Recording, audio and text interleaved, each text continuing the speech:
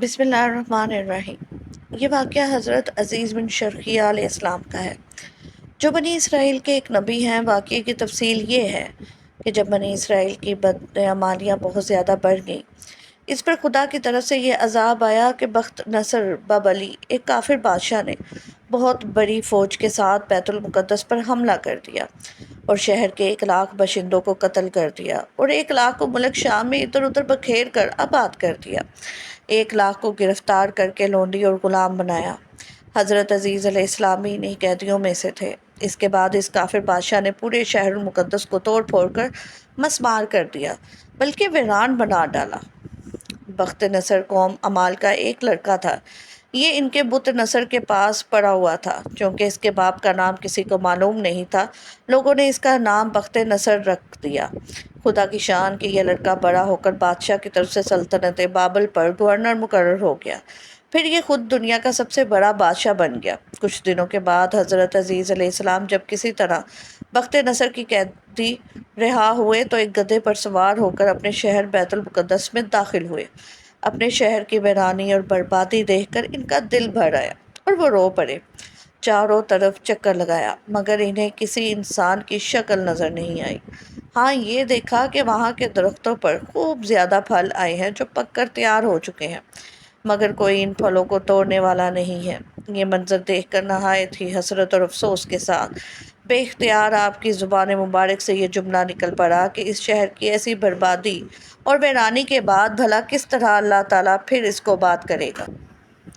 پھر آپ نے کچھ پھلوں کو توڑ کر تناول فرمایا اور ان گھوڑوں کو نچوڑ کر شیر و نوش فرمایا۔ پھر بچے ہوئے پھلوں کو اپنی جھولی میں ڈال دیا اور بچے ہوئے انگور کی شیرہ کو اپنی مشک میں بھر لیا اور اپنے گدھے کو ایک مضبوط رسی سے باندھ لیا اور پھر ایک درخت کے نیچے لیٹ کر سو گئے اور اسی نیند کی حالت میں آپ کی وفات ہوگی۔ اور اللہ تعالیٰ نے درندوں، پرندوں، چرندوں اور جنوں انسانوں سب کی آنکھوں سے آپ کو اوجھل کر دیا کہ کوئی آپ کو نہ دیکھ سکا، یہاں تک کہ 70 برس کا زمانہ گزر گیا۔ ملکی فارس کے بادشاہوں میں سے ایک بادشاہ اپنے لشکر کے ساتھ بیت المقدس کے اس ویرانے میں داخل ہوا اور بہت سے لوگوں کو یہاں لا کر بسایا اور شہر کو پھر دوبارہ آباد کر دیا۔ اور بچے کچے بنی اسرائیل اطراف میں بکھرے ہوئے تھے، سب کو بلا بلا کر اس شہر میں آباد کر دیا۔ اور ان لوگوں نے نئی عمارتیں بنا اور قسم قسم کے باغات لگا کر اس شہر کو پہلے سے بھی زیادہ خوبصورت اور بارونق بنا دیا۔ جب حضرت عزیز علیہ السلام کو پورے 100 برس وفات کی حالت میں ہو گئے تو اللہ تعالیٰ نے آپ کو زندہ فرمایا۔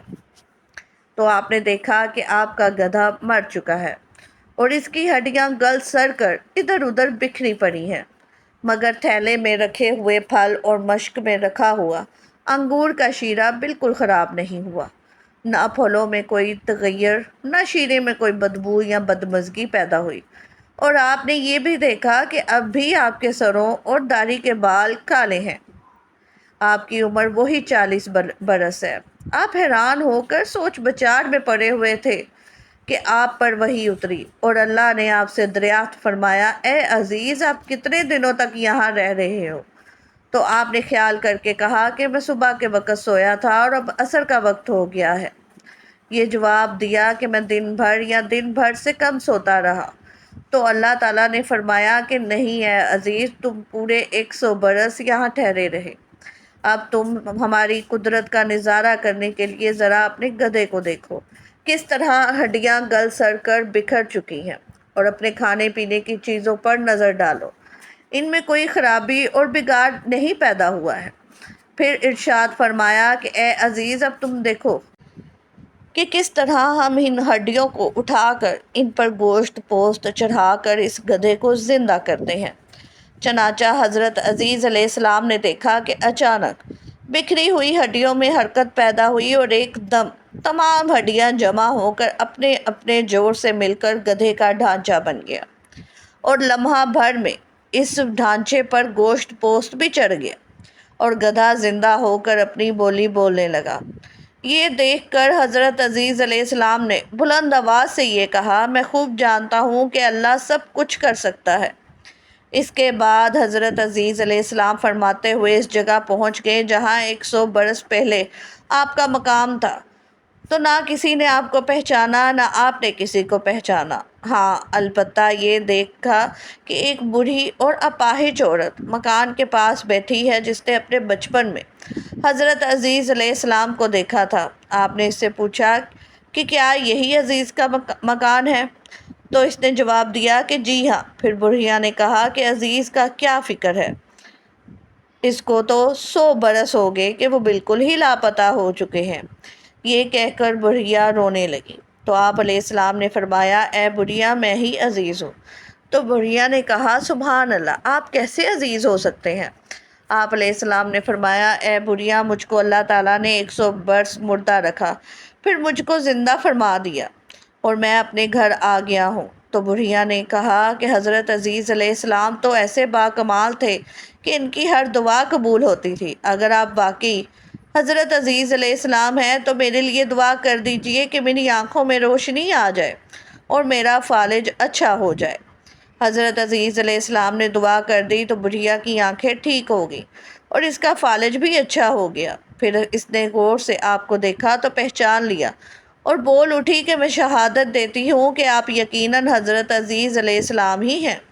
پھر وہ بڑھیا آپ کو لے کر بنی اسرائیل کے محلے میں گئی۔ اتفاق سے وہ سب لوگ ایک مجلس میں جمع تھے اور اسی مجلس میں آپ کا لڑکا بھی موجود تھا جو 118 برس کا ہو چکا تھا، اور آپ کے چند پوتے بھی تھے جو سب بوڑھے ہو چکے تھے۔ بڑھیا نے مجلس میں شہادت دی اور اعلان کیا، اے لوگو، بلا شبہ یہ حضرت عزیز علیہ السلام ہی ہیں۔ مگر کسی نے بڑھیا کی بات کو صحیح نہیں مانا۔ اتنے میں ان کے لڑکے نے کہا کہ میرے باپ کے دونوں کندھوں کے درمیان ایک کالے رنگ کا مسح تھا جو چاند کی شکل کا تھا۔ چنانچہ آپ نے اپنا کرتا اتار کر دکھایا تو وہ مسح موجود تھا۔ پھر لوگوں نے کہا کہ حضرت عزیز علیہ السلام کو تورات زبانی یاد تھی۔ اگر آپ عزیز علیہ السلام ہیں تو زبانی تورات پڑھ کر سنائیے۔ آپ نے بغیر کسی جھجک کے فوری تورات پڑھ کر سنا دی۔ بخت نصر بادشاہ نے بیت المقدس کو تباہ ہوتے ہوئے 40,000 تورات کے عالموں کو چن چن کر قتل کر دیا تھا، اور تورات کی کوئی جلد بھی اس نے زمین پر باقی نہیں چھوڑی تھی۔ اب یہ سوال پیدا ہوا کہ حضرت عزیز علیہ السلام نے صحیح پڑھی ہے یا نہیں۔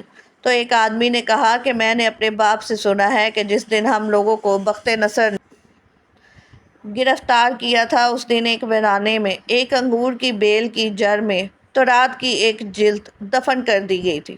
اگر تم لوگ میرے دادا کے انگور کی جگہ کی نشاندہی کر دو تو میں تورات کی ایک جلد برآمد کر دوں گا۔ اس وقت پتہ چل جائے گا کہ حضرت عزیز علیہ السلام نے جو تورات پڑھی ہے وہ صحیح ہے یا نہیں۔ چنانچہ لوگوں نے تلاش کر کے اور زمین کھود کر تورات کی جلد نکال لی، تو وہ حرف بحرف حضرت عزیز علیہ السلام کی زبانی یاد کی ہوئی تورات کے مطابق تھی۔ یہ عجیب و غریب اور حیرت انگیز ماجرا دیکھ کر سب لوگوں نے ایک زبان ہو کر یہ کہنا شروع کر دیا، بے شک عزیز علیہ السلام ہی ہیں اور یقیناً یہ خدا کے بیٹے ہیں۔ چنانچہ اسی دن سے یہ غلط اور مشرکانہ عقیدہ یہودیوں میں پھیل گیا کہ نعوذ باللہ حضرت عزیز علیہ السلام خدا کے بیٹے ہیں۔ چنانچہ آج تک دنیا بھر کے یہودی اس باطل عقیدے پر جمع ہوئے کہ حضرت عزیز علیہ السلام خدا کے بیٹے ہیں۔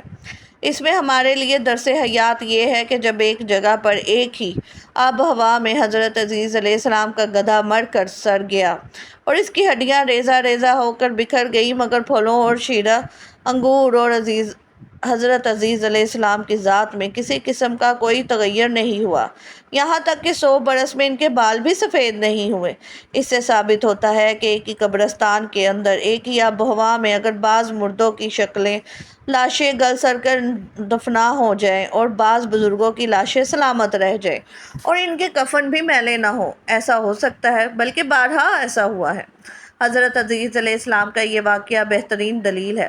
بیت المقدس کی تباہی اور ویرانی دیکھ کر حضرت حسین علیہ السلام صدمے میں ڈوب گئے اور فکر مند ہو کر یہ کہہ دیا کہ اس شہر کی بربادی اور ویرانی کے بعد اللہ تعالیٰ اس شہر کو دوبارہ آباد فرمائے گا، اور اس سے ثابت ہوتا ہے کہ اپنے وطن اور شہر سے محبت کرنا اور الفت رکھنا یہ صالحین اور اللہ والوں کا عقیدہ ہے۔ ویڈیو کو سبسکرائب ضرور کیجیے گا۔ شکریہ۔